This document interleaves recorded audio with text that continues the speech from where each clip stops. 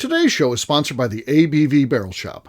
The ABV Barrel Shop is located in the St. Louis metro community of Arnold, Missouri. The ABV Barrel Shop is focused on one thing, single barrels. Best of all, you can try before you buy. Head over to abvbarrelshop.com to sign up for their email and text distribution so you know what they have in stock, what classes are coming up, and who from the industry may be coming in to visit. The ABV Barrel Shop. It's where single barrels live. We are also sponsored by the Bar to Go. The Bar to Go offers traveling minibars that are no bigger than a small purse or toiletry bag. Best of all, they are fully customizable so you can create the perfect piece that is unique for you. If you own your own business, what a fun and unique way to promote what you do. Check them out online at thebartogo.com. That is the number 2 in the Bar to Go. If you have wholesale questions, call my friend Isabel Clark at 504-481-1297. Finally, we are sponsored by the Neely Family Distillery. NFD is a family-owned business that keeps ringing up awards in the spirits world. Head to Sparta, Kentucky to experience the family history, award-winning spirits, and meet the Neely family. Check them out online at neelyfamilydistillery.com. Now, on to the show.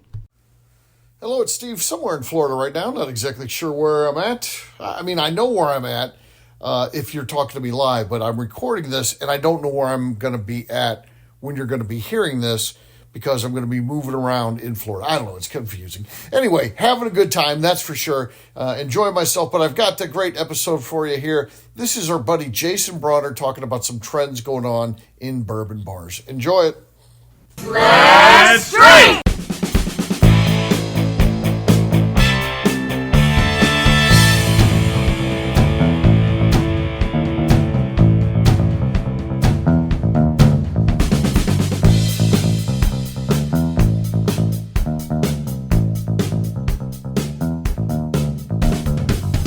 Welcome to the Bourbon Daily, the podcast about everything bourbon delivered to you Monday through Friday every week. Today on the show, we asked Jason Brauner of Bourbon's Bistro about what trends he's seeing in the bourbon bar business. My name is Miss Becca Sue. Please join me in welcoming my co-host, Steve Akeley, along with our special guests, Jeff Lundstrom, Jason Brauner, and Royce Neely. Hey, gang, what's up? Hey, Steve. Howdy.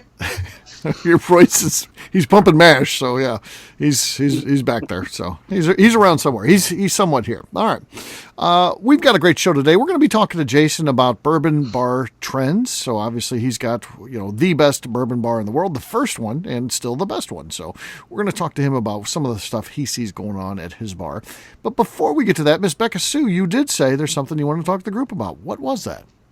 Yeah, so I was wondering about what the weirdest thing anyone's ever eaten is.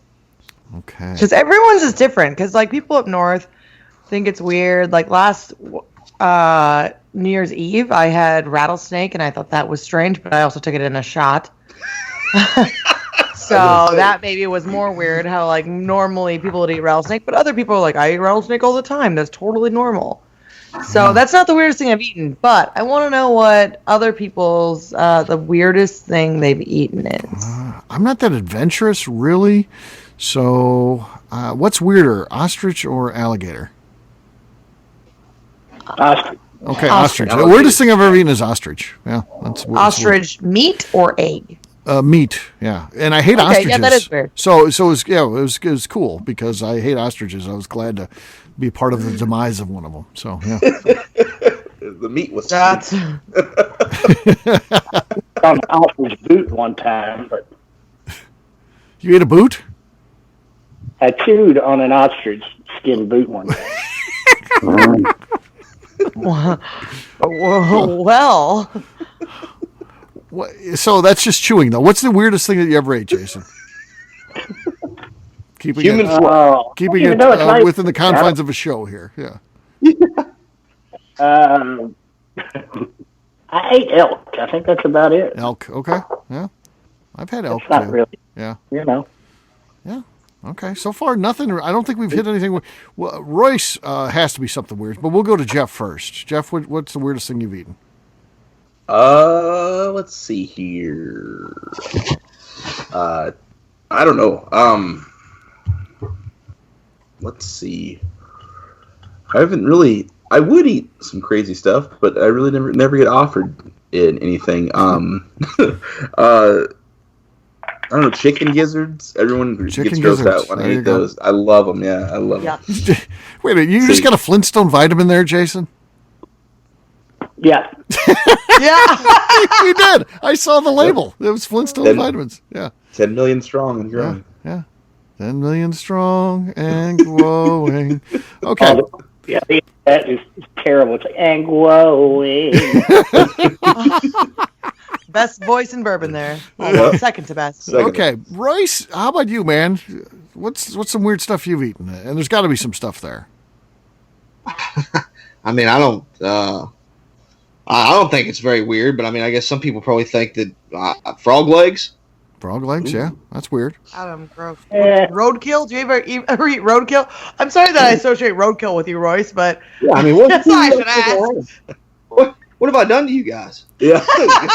No, I've never eaten anything off the road. Okay. Yeah, I mean, I like gigging frogs, so it's not really weird to me. I've been doing it my whole life, but I guess probably frog legs. Okay, frog legs. All right. Is the rest of the frog just a throwaway, and you just eat the legs? Is that how a frog works, or? Yeah. Okay. All right. That's kind of what I figured. You actually throw them back, Steve. You throw them back. Yeah, they'll grow them back. So yeah, they'll be no fucking legs. Yeah. And growing. All right. Miss Becca Sue. Now, I tell you what, if I was going to go on that show where they travel across the globe and sometimes there's these weird eating competitions, but only one person has to do it, I would like to choose Miss Becca Sue to be on my team. I think she'd be a good teammate for that show. I can't remember what the name of the Amazing Race. If Race. She would be my partner on the Amazing Race, and I would have her do any of the weird food challenges because I think she would eat weird stuff. I don't think there's an issue there at all. So what's the weirdest thing you've eaten, Miss Becca Sue? For one, I want to say that I'm proud to say that you're the second person who has picked me for their partner on The Amazing Race. Okay. The first person being my mother. Okay. She goes, oh, I can do all that stuff. She goes, I just can't eat that nasty stuff. She goes, you'd have to do that. She goes, you can eat any weird stuff.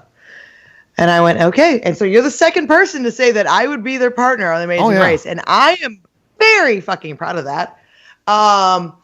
Weirdest thing I've eaten. There's a lot of weird things that I've eaten. Mealworms, but they were dried. It's not like you're selling it to me there. Oh, they were dried. No, they were though. They're just like little. No, they're like little. Those little Asian noodles that you put in your soup. Yeah. Like those, just little like crunchy noodles. Yeah. Yeah, that's what they're like. That's what they taste like. That's the consistency of dried mealworms. It's just little noodles. That one's probably weird. I mean, I've eaten stuff like I've had like snail, and I've had frog legs, and I've had lobster. What is it? Their lobster head. What is it called? I don't know if it's like lobster pate. I think. Okay. I've had that, which I thought was kind of gross. Actually, absolutely gross. I don't know if it's called pate. What? I've. Mm-hmm. I guess weird stuff like just in a restaurant though, and like foie gras, which is duck liver. Yeah, see that one's a pretty normal one though. You go to Denver a lot. Any of the local Denver favorite? I don't generally like order weird things intentionally. Like when I eat weird things, it's because I'm drunk somewhere, or I guess I ate the mealworms completely sober at work. So the Rocky Mountain oysters in Denver, would you eat that? I had those when I was in Oklahoma City. Well, actually, I had lamb balls. Is what they were. So I've had those. I don't know. I've eaten just like weird stuff. Yeah, that's why you'd be on the show with me. And it wouldn't even be a question. So you would have to do those. Yeah. But here's the thing: is I can. This is the dumbest thing about me that doesn't make any sense. I can't eat that stuff and not gag. I can't just be like, oh yeah, I'll eat it. But if someone goes, dare you, I suddenly have balls of steel and can eat anything, and I'll just be like, yeah, I'll eat that. Like a half-chewed burger out of someone's mouth. Yeah, the baby bird thing that you're into. Yeah, we know that's a thing I with can you. do that because I've been so scared, gross. And now suddenly I'm proving someone That's wrong. a horrible situation to do with someone you care about, maybe even your whole life. But to do it with just random strangers, oh my God. So many people. Oh, so disgusting. So, but like if I get dared to do something, like if I was on The Amazing Race with you or my mother, yeah, you guys would have to go, dare to eat that. It's for like $1 million. I'd be like, at first, I'd be like, I don't know. I'd be like, okay, I can do this. Okay. So that's really just like there's anything at this point. I think mealworms though is probably the weirdest one. That's the weirdest one. Okay. All right. Well, probably. On this show, it's bad when you're eating lamb balls and you're like, I think the weirdest thing I've eaten is mealworms. On this show, we drink. What does everyone drink today? We're going to start with Miss Becca Sue, who had the weirdest thing out of anybody, I think. So she won that round. So she gets to pop the cork first. I'm going to not be popping any corks, but this show is about Jason Brauner, right? So I'm going to drink some Old Crow, but some older Old Crow. It's not a dusty Old Crow. Yeah. A little dusty. Nice. Very nice. Yeah. But it's Jealous. just off. Yeah. Okay. Yeah. All right. Jeff, what do you got there? Well, in honor of Jason Brauner's show, I have some Buzzard's Roost. I'm going to be trying the Straight Watt Rye Single Barrel. So pick some of that up while I was down there. Oh, unbelievable. Yeah. That's gone. Let's see how your cork does. Good. Good. Oh, that was good? Yeah, that was good. All right. Yeah. That's our leader. Royce, can you beat that? Okay, Royce may be out. He's pumping his mash. All right. Jason, what do you got there, man? Hear me? You guys are like breaking up really bad. Is it me or We can hear you. Yeah. What are you drinking there, man? I'm drinking some Stumpy's Old Monroe Single Barrel Bourbon. Okay. Ooh. Oh. Well, we have a new leader. That was a good one. We have a new leader, but I'm going to knock him off, I think. I've got the Stumpy's Old Monroe Distiller Select. I haven't opened this yet. So this is a straight rye whiskey. So this is a part of his new program he's got here. So let's see. Cork pop. There it is again. Oh, that was crisp. Woo! Wow. That was perfect. That's our lead. All right. Jason, can you beat that? You know what you got to beat. Can you do it? I'm out. I was digging through the cabinet, and I've got a flask. I'm not really sure what's in it. Okay. It's a Four Roses flask, and we're going to unscrew it here. Listen. Hold it. Wait for it. Listen. Nice. Yeah. I want to know if you can identify what's in that flask after drinking it. Yeah. Usually he can. Yeah. This is how he beat Fred Noe that one time. He and Fred Noe are tied in head-to-head competitions now. He beat him in the taste-off, and then Fred won the voice-off, though. So, what do you think of that is, Jason? I don't know. Okay. Hopefully I'm somebody... going to have to give it a few minutes. Let it open up. Well, cheers, gang. Cheers. Cheers, Steve. Cheers, everybody. Congratulations to me. All right. What we're going to do next, we're going to take a quick break. And then when we come back, we're going to be talking about some bourbon bar trends with Jason Brauner, owner of Bourbon's Bistro. We'll do that in just a few.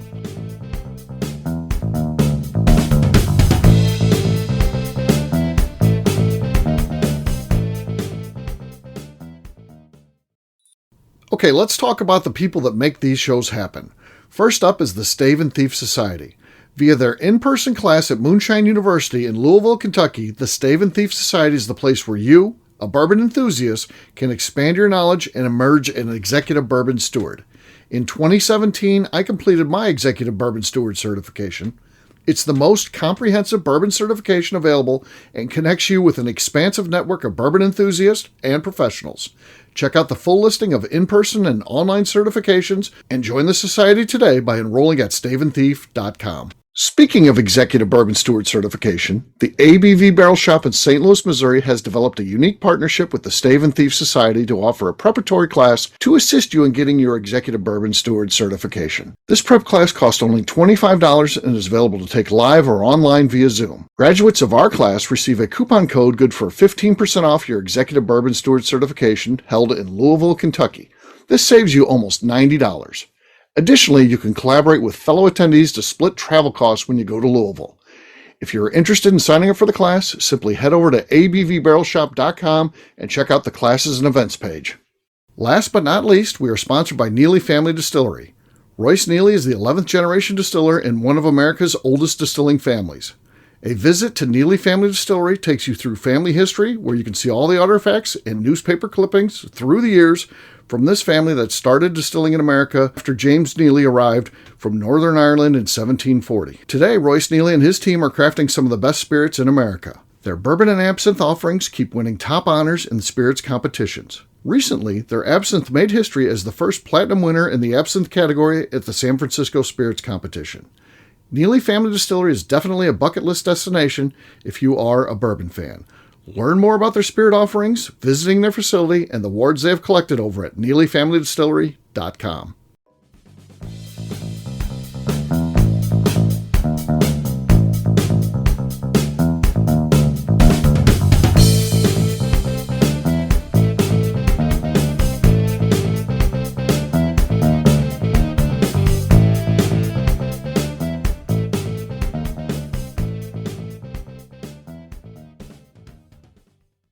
Hello, this is Jeff from Iowa, and you're listening to the Bourbon Daily. Welcome back to the Bourbon Daily. Today we're talking bourbon bar trends. Yes, we are.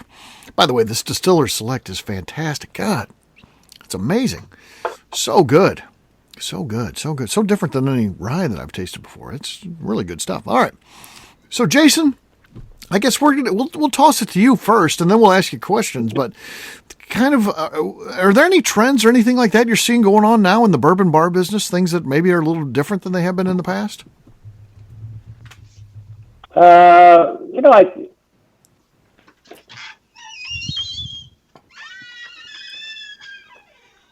Is this a spooky show? First got on it. We're doing a smoked cocktail down there, and it seems like the smoked cocktails, I don't know if they've run their course already, they're just getting started, but it seems like I've seen a lot of people doing smoked cocktails. Yeah, that's definitely a thing for sure.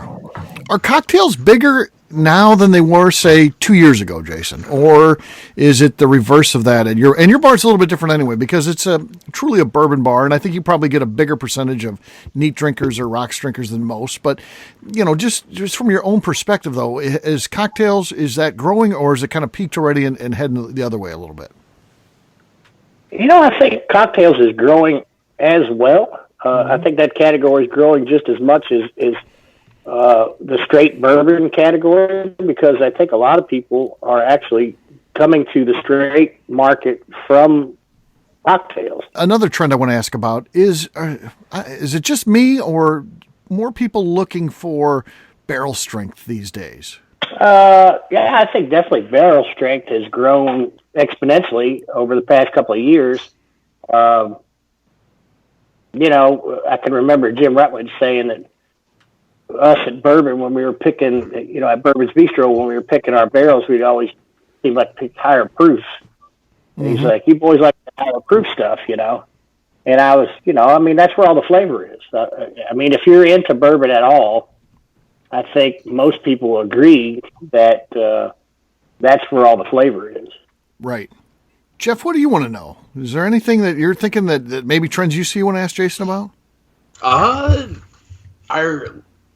Are you getting a lot of people coming in, like, with new products and, offering them to you, whether it's like a glassware or bar tools, or even like, smaller craft distillers with bourbon? Are you getting a lot of that, or none of that right now?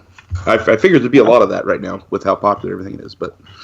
Well, definitely. We're seeing a lot of new brands come to the market, and also, I've kind of taken it to the next step to where I've tried to make some relationships with Wilderness Trail and New Riff and Castle and Key, to where we actually just picked a barrel of New Riff the other day, and the same week we picked a barrel of Wilderness Trail. So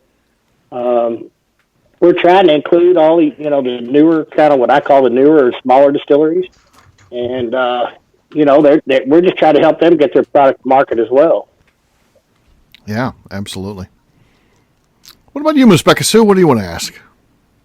I'm just wondering if there's still, like, I know that I still see a lot of stuff that's like, this was made with bourbon and this was aged in bourbon. Like with food-wise, I know like the beginning of the summer, we talked a lot about everyone using bourbon for everything. And I'm wondering if you still feel like that's still going on. I feel like I've been disconnected from it a little bit, and I don't feel like I've been seeing it maybe as much, or maybe it's been so much that I'm not noticing. So bourbon But flavoring just in the about food. bourbon Cooking food. with bourbon, yeah. Well, yeah, I think you see more and more of it. I mean, it's almost, of course, where we're from now, as opposed to say 10 years ago, everything is bourbon.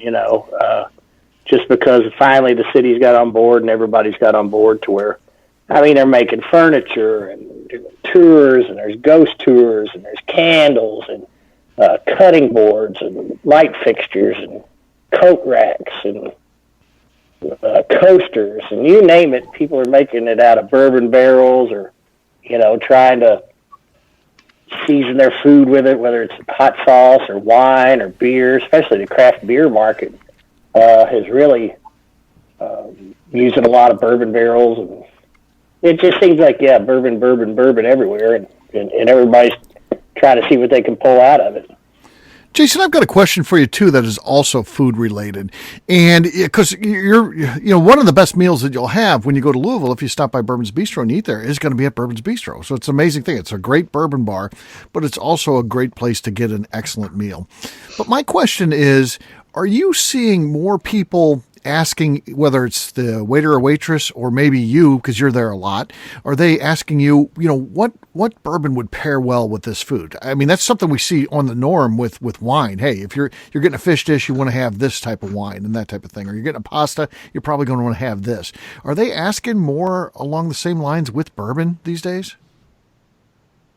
I've heard it, excuse me, I've heard it a couple of times, just in people asking me what would pair with food. So what we've done, and I'm sure it happens to my staff as well, and, the chef is kind of cognizant of it. He tries to make some dishes that will work well with certain bourbons, but,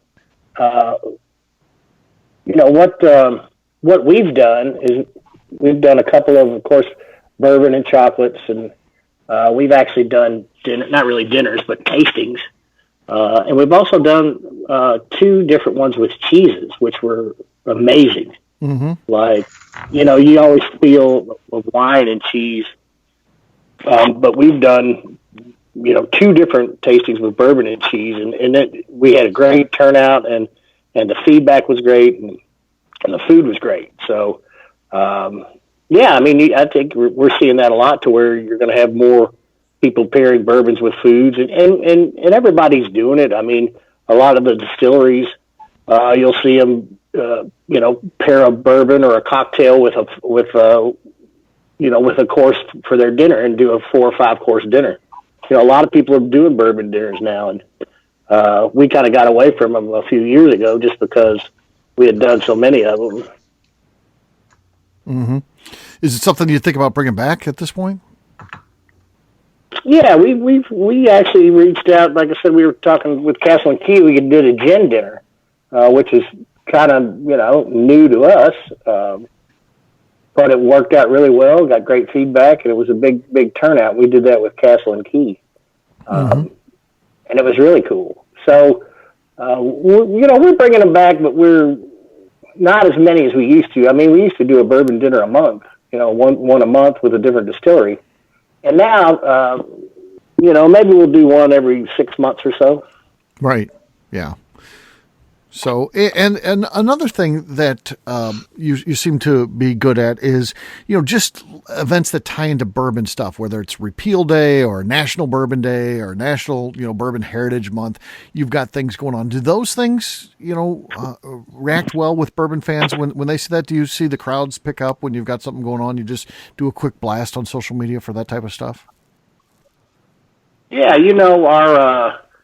we've been called Rolling Out the Barrel on December 5th for the last couple of years.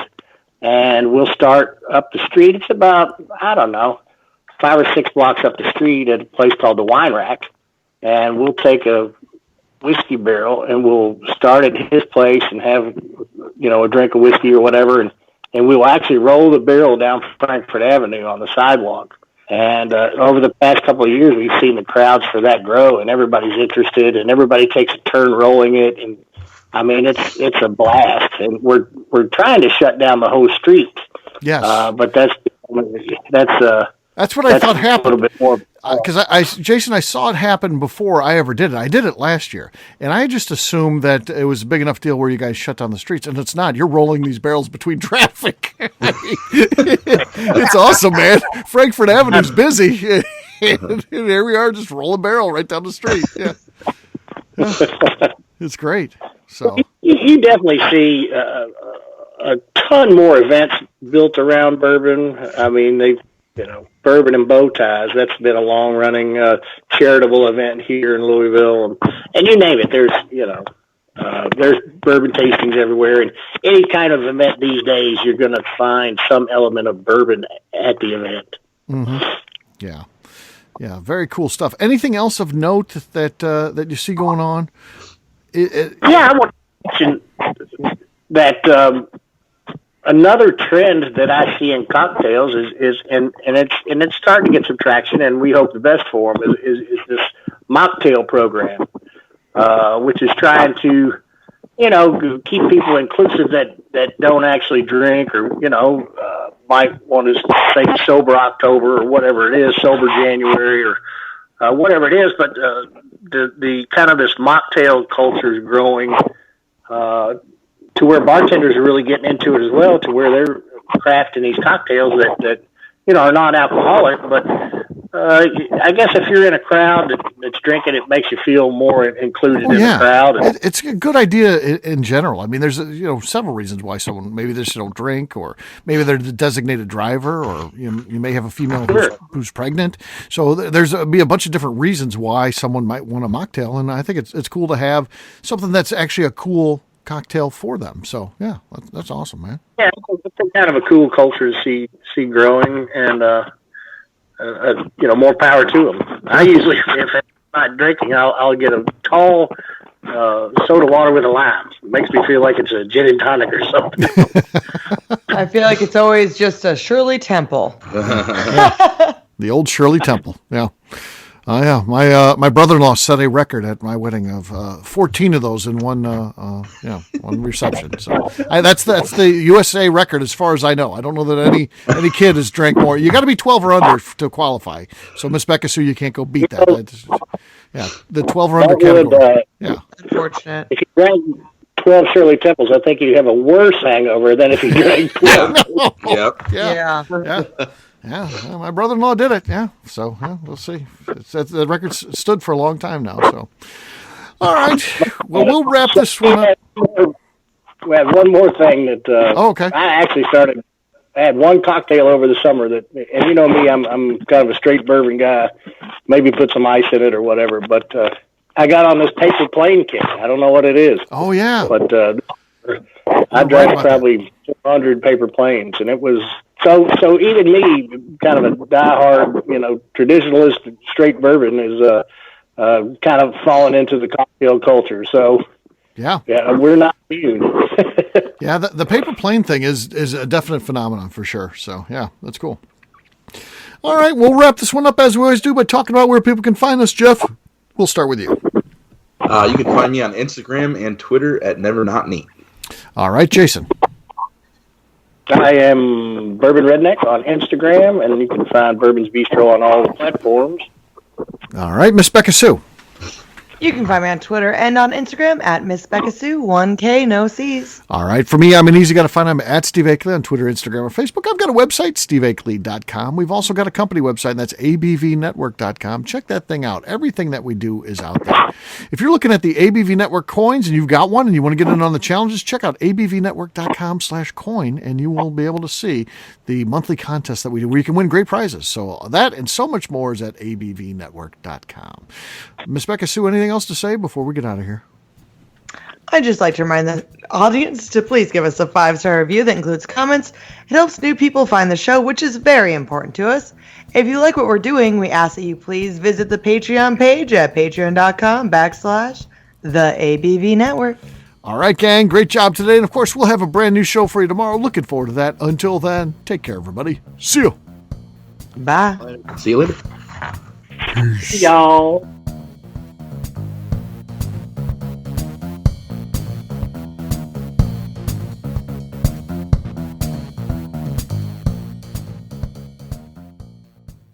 Before we let you go, let's talk about one last thing, the ABV Barrel Shop in the St. Louis community of Arnold, Missouri. The ABV Barrel Shop is focused on a couple of things. First of all, single barrels. We are the place where single barrels live. We go to distilleries, taste through the whiskey, select the best barrel, and have it shipped to our store where we present it to you, our customers, by allowing you to try before you buy. We're also known for the classes that we have in our education center in the store, as well as the events we have with industry professionals from the bourbon business. If you are in the St. Louis area, please come by and visit us at 6 Fox Valley Center in Arnold, Missouri. Or at a minimum, at least sign up for our email and text distribution so you know exactly what's going on in our shop over at abvbarrelshop.com. This is Steve Akeley, owner of the ABV Network, signing off. We thank you for listening to our programming and truly appreciate your support. The Bourbon Daily is part of the ABV Network. For more information or to become a sponsor, please visit abvnetwork.com. Thanks for listening and cheers. This has been a Steve Akeley production.